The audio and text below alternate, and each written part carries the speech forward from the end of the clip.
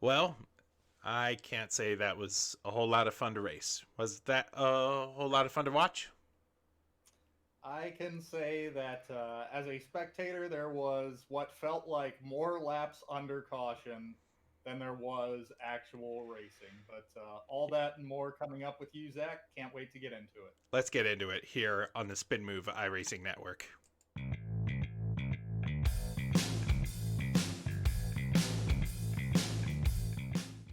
Hey guys, welcome back to the Spin Move iRacing Network Featured League post race show. And we are going to be focusing today on the Ghost Racing Cup Series as we are doing through their entire season, and they found themselves this week in a doozy, going to Richmond. And with Richmond comes a certain particular set of challenges that, for the viewer, might have painted a pretty bleak picture, but there is hope, and we're going to talk about that today.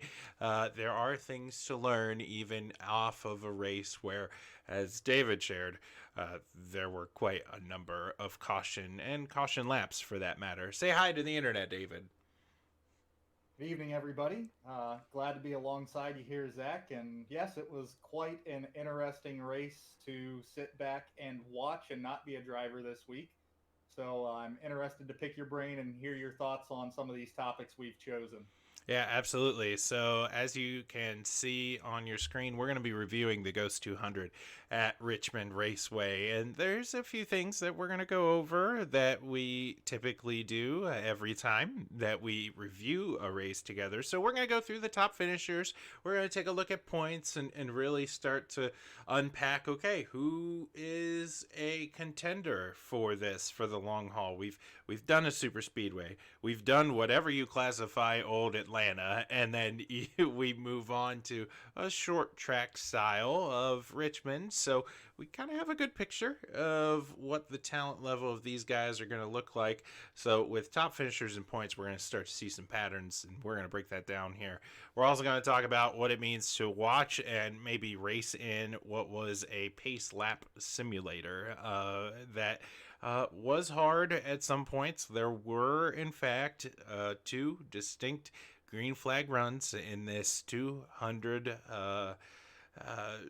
mile race at Richmond, and that's pretty much it. There's a whole lot of ugly and not a lot of good to take from a track like this, but we asked the question today, what needs to change? We're happy to report that there will be some changes in this league, and we're excited to convey that to you and try to say to maybe other leagues that are experiencing the same issue, hey, this is a productive step to move forward together as a league.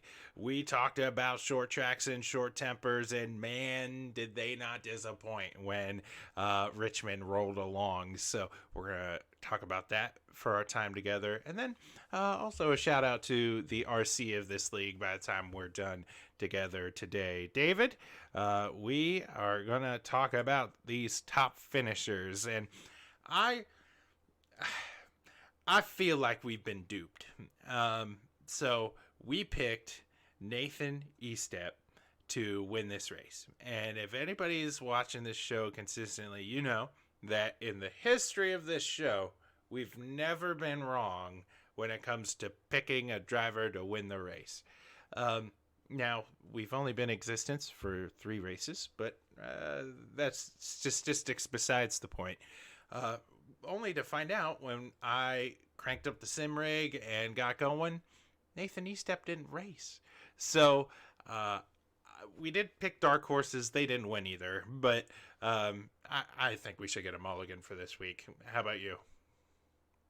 Well, I can say that my dark horse did finish within the top 10. So, I at least had a good secondary pick. Didn't quite get it done for me, but I for sure felt a little regret, seeing the name scroll across my screen as I was watching that Nate Estep wasn't in the race to help us go 3 for 3. But looking forward to talking about some of the things you saw, and we'll go through these top finishers real quick. Yeah, sure. Go ahead. Run down the list through with us, and just let's talk real quick about John Garrett. Here is a guy that we're really excited to get to know a little bit more. Talk to us about John Garrett and his experience with iRacing and his particular relationship with this league. So John Garrett, iRacing, we haven't raced with him a whole lot, but we have heard great things from other drivers within our league, and then as well as the broadcasters really taking their time to highlight this driver. John Garrett is affiliated and I believe the owner of our sponsor for the league, the Fort Worth Screen Printing Company. And not only does he get a chance to sponsor virtual events with iRacing, but he goes out and he sponsors, our real life cohort in NASCAR. So really cool to see, him as a driver and as a sponsor within our league, as well as the real life sport. So shout out to him, shout out to his company, and great things.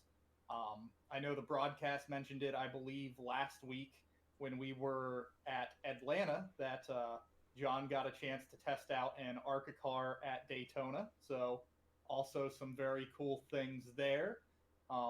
Again, just absolutely grateful to have a company and, a driver alongside us to really help out this inaugural season of the Ghost Racing Cup Series. Yeah, it's. Oh, go ahead. Go ahead, Zach. I just want to add real quick for John, and thank you for sponsoring this league.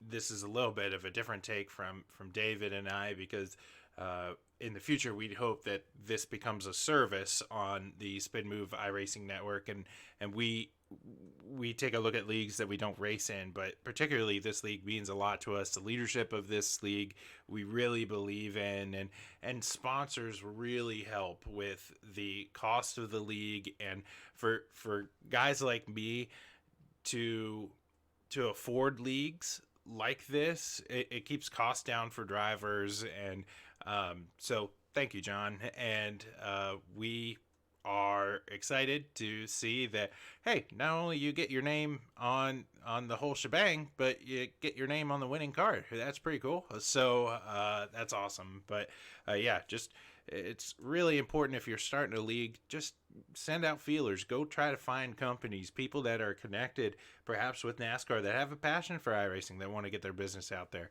David, run down through this list for us, and let's focus on one guy that maybe was a surprise for you. Right. So quick rundown through the list. John Garrett, as we just discussed, was our race winner.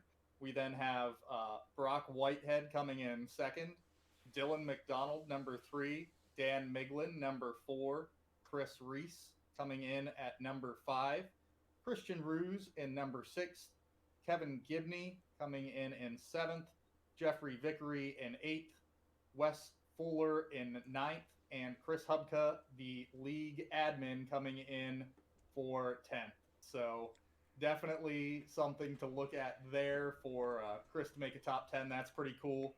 A driver that I didn't expect within this top 10.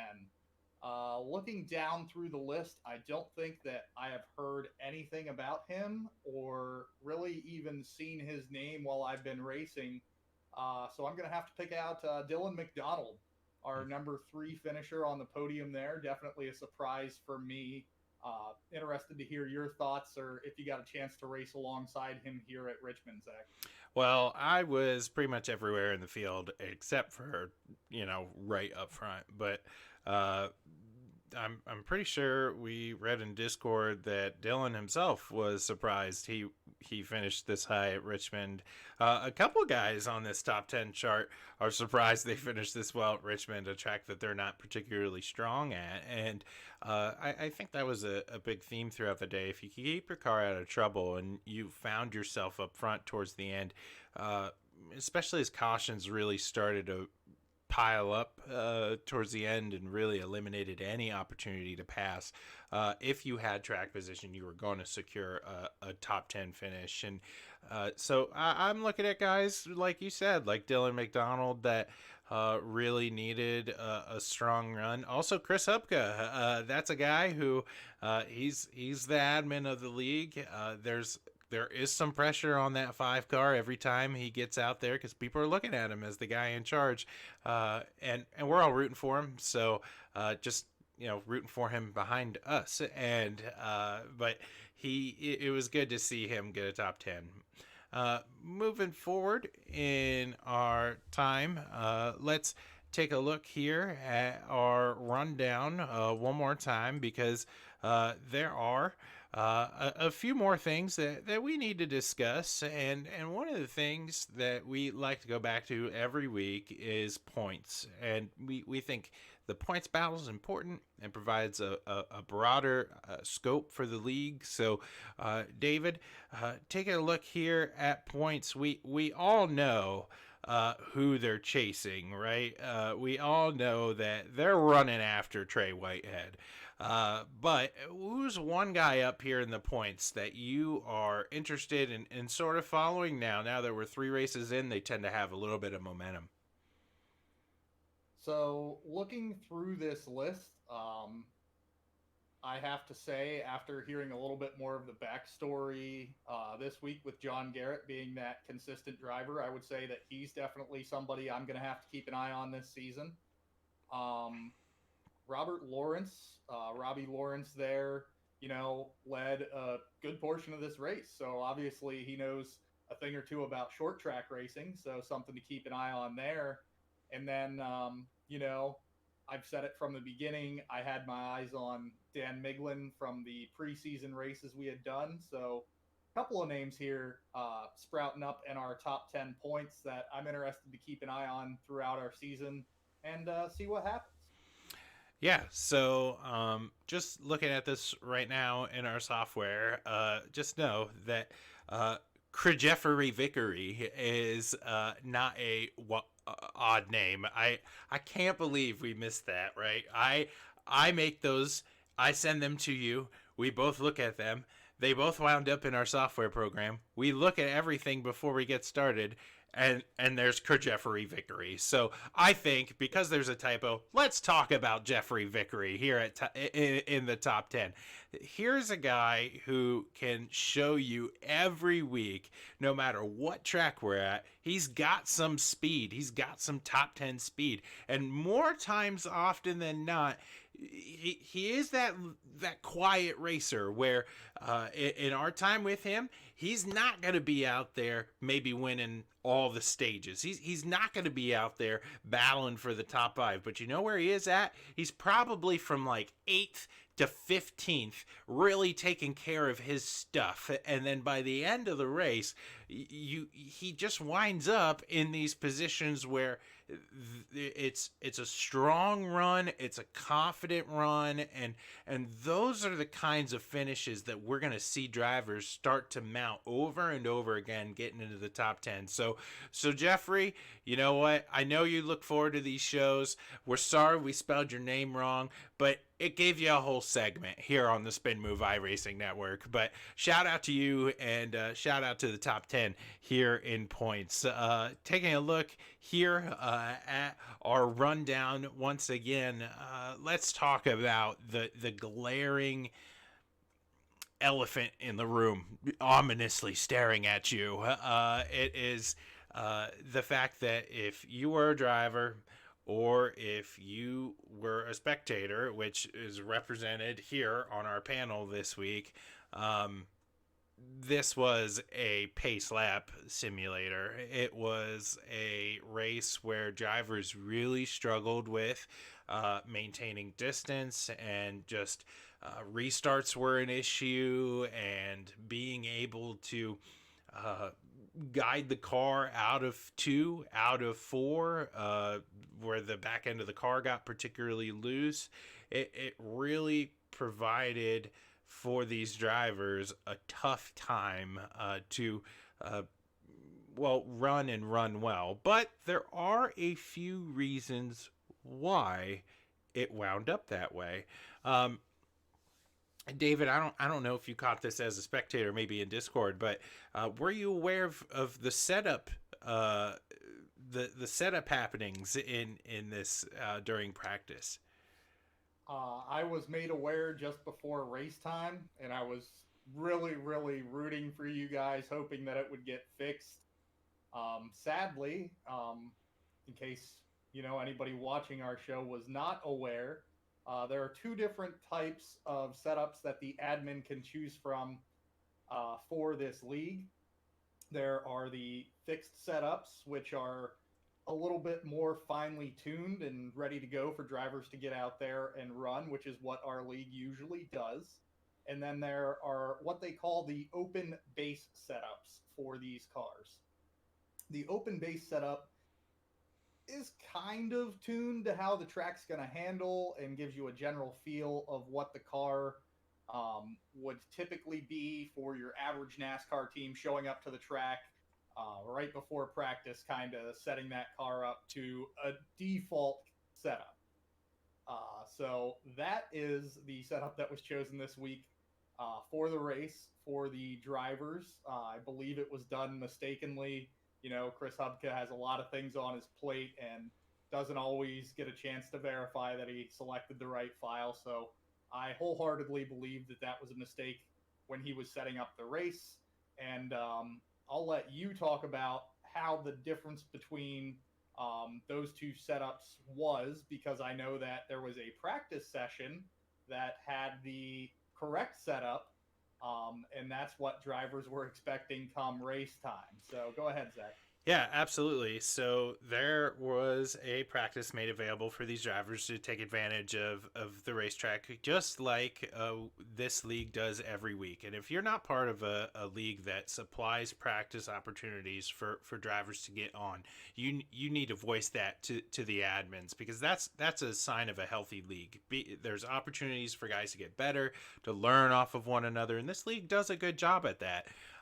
So anyway, there's this session that opens up, and every week it's fine tuned to the setup that the drivers are obviously going to race. And it's funny, David, because we did talk about how this league is a fixed setup league. There's just things that are fixed, and how crazy is it that setups was a huge topic of conversation for this league going into race day. So the main difference is that the car did feel a little more, I would say, flightier off the corner. Not enough forward bite getting off the corner. The back end of the car felt like it lifted up off the ground, and you really couldn't power down off the corner. You kind of want to lean back into your car as you leave the corner, and yet that feeling just never happened with this open setup that happened during this race. And unfortunately, no drivers practiced that. You only had the hour of practice leading up to the race for drivers to really seek and understand that. So it was a tall order. There was a reason why these many cautions happen, but of course, for a viewer that might not know that, we hope here at Spin Move iRacing Network, you guys now get the full picture as to why there were so many cautions and why drivers had such a problem controlling their cars, because it was a completely different setup than maybe what they're used to driving. Also, talking about some things that need to change. Restarts, they were a big issue. Pacing under caution, that was a big issue. Drivers getting into each other and not really being as orderly as perhaps they should. David, this league is very swift. It's already made changes to combat these issues. Talk about them with us. Right. So let me just glance at my notes here. I see that earlier, I believe it was today, even immediately following some of the comments from the race, Chris Hubka, the league admin, put out there are going to be 3 new rules added for our drivers. First one of those being no hitting another car while under pacing laps. So a lot of incidents, from what I heard, were happening under those yellows with drivers getting too close together, maybe getting a chance to go down pit road and somebody else was underneath them and just got mixed up. So for those drivers, if you get hit, call it out, and the race control, as we will credit later, is going to review that. He already has a ton on his plate, so it is super helpful when you're in a league. If there is a race control, to just, hey, race control, this is what I'm seeing from my view as a driver.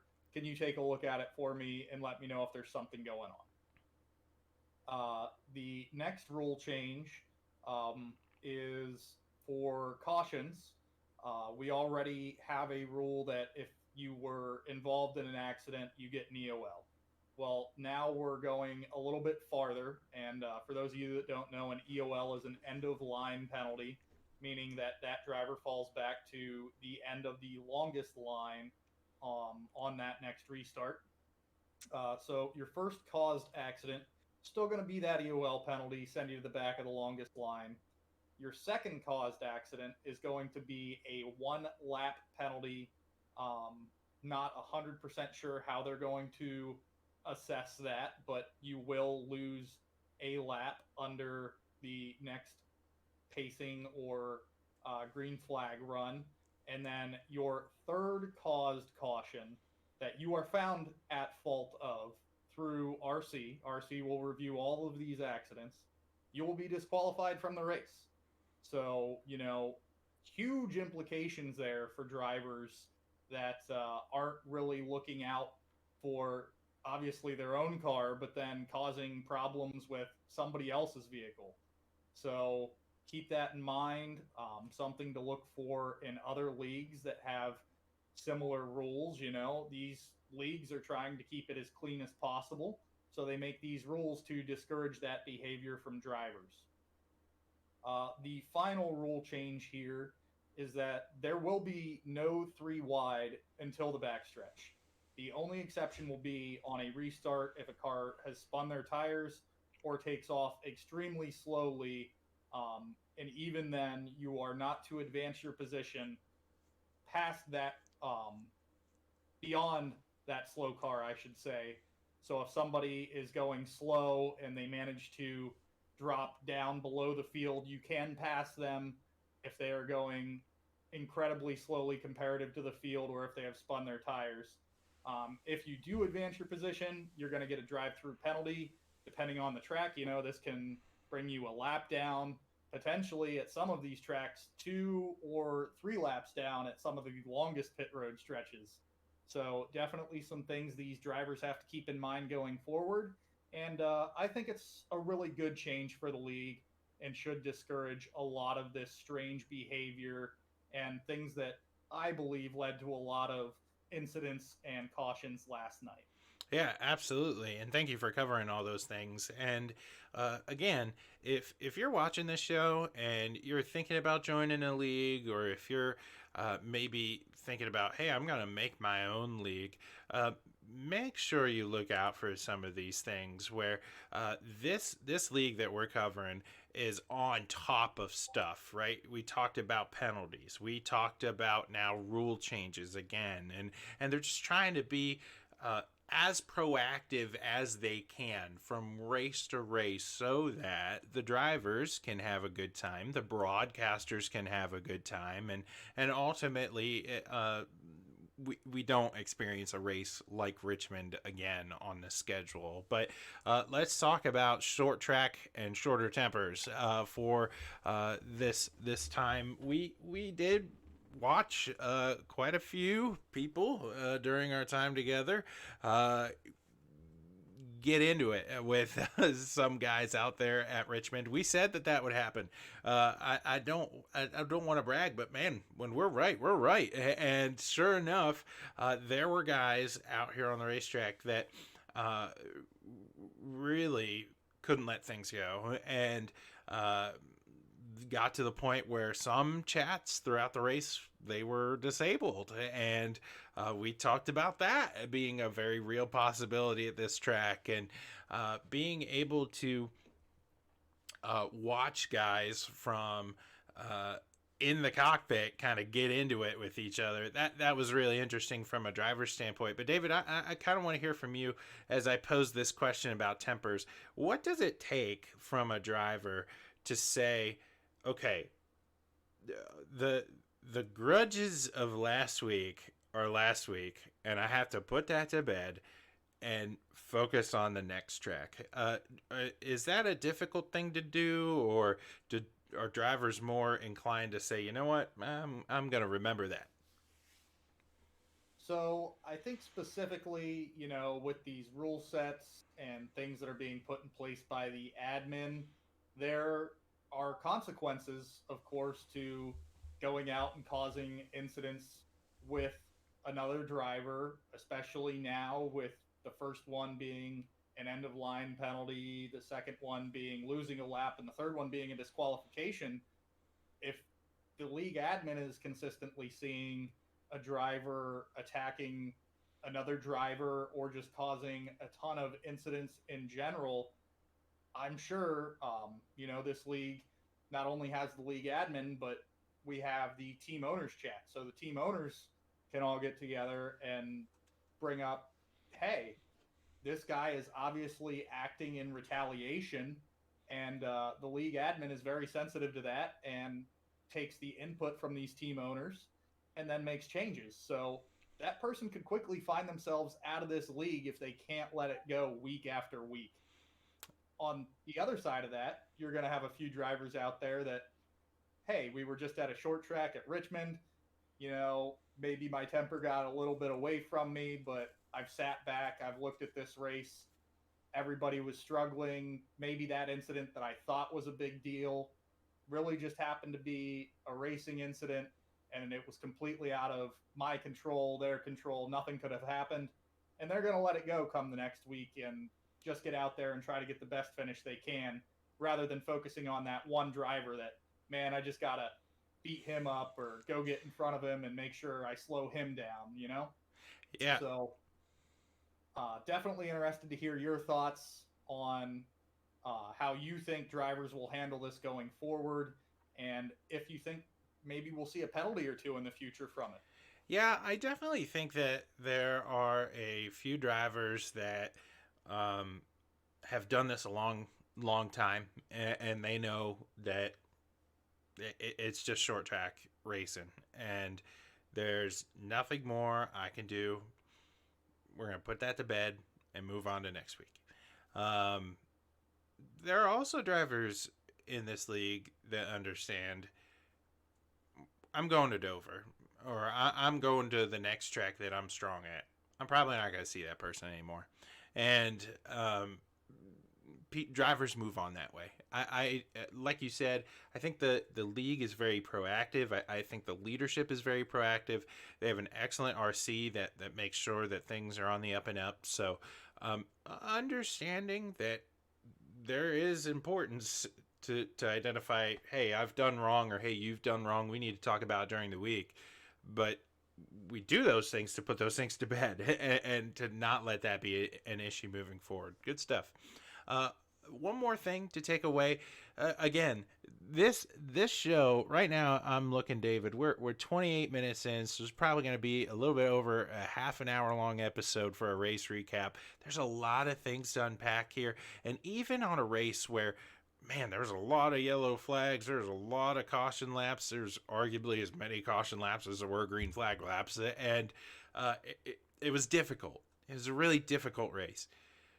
But we're sitting here talking about positive things that one can take a look at this league and go, okay, rough race, but right direction. And one of the things that we thought was really important to highlight about this league, that again, if you're watching this league and you're thinking, hey, I want to make my own league on iRacing, or I want to join a league, please note this. The importance of what we call an RC, or race control. And that simply is the guy who is designated as the eye in the sky that makes those executive decisions around the racetrack. It's kind of like the box from NASCAR that, drivers to the hauler after the race, only it's it's the drivers that are getting EOLs, or the drivers that are getting black flags cleared, especially in iRacing, where you go down pit road and you pass somebody that you shouldn't have, and timing and scoring is going to lock you a lap down. A good RC can fix that. The importance of a good RC cannot be understated. And what we learned from Richmond, and we already knew this before, but what we learned from Richmond is that this league has a great RC. And David, if you want to talk a little bit about Greg, and just tell the guys watching this how important having an RC is to the league's future. So Greg for sure was all over Richmond last night, just making sure that, if drivers were out of place, we were getting bunched up for those restarts. And not only was he in, talking with all those drivers, as I'm sure you heard multiple times over the radio, probably had contact with RC, just, hey, quiet down, or here's what's happening. But one thing I didn't realize he was doing, and I'm going to have to pay more attention to our broadcasts over on SRM, he goes over to the broadcast booth and then explains this is what's happening and why. So not only is he watching all of this race and making those calls, as you said, that are so important to a league, and making sure that everybody has the correct spot in line and making sure everybody is bunched up, but then he's updating our broadcasters as well to make sure that fans know what's going on. And I can't even imagine how busy that Greg must be on a race night, trying to watch all these things at once, and then going over to the broadcast booth. Hey guys, here's what you saw. Here's why we did it.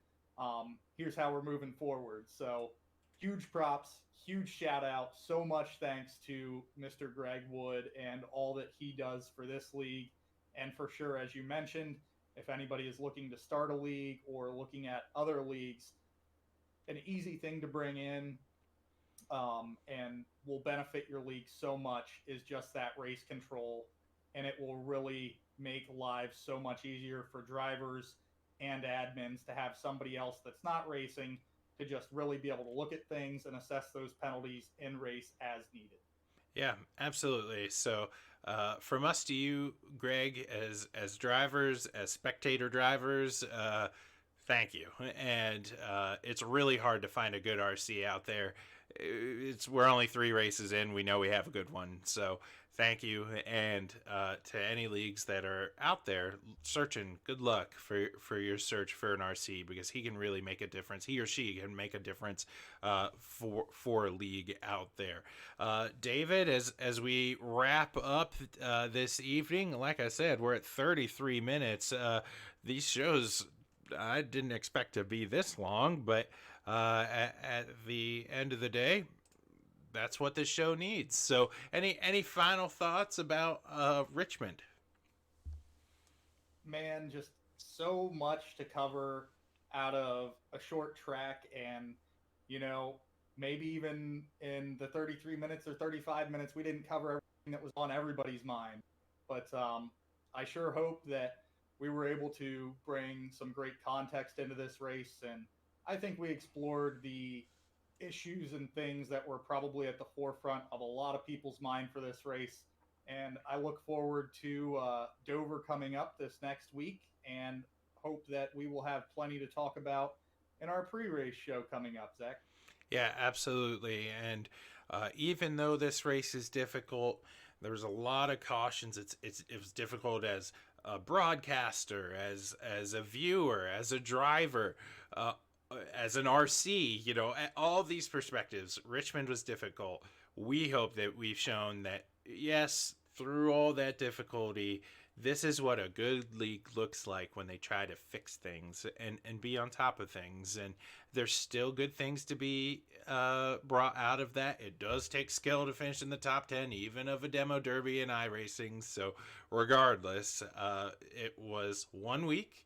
We put that to bed, and we move forward. I'm excited to talk with you here very shortly about Dover coming up on the Ghost Racing Cup Series. But between now and then, for my partner David, my name is Zach, and we'll see you next time on the Spin Move iRacing Network. And just remember to keep on racing.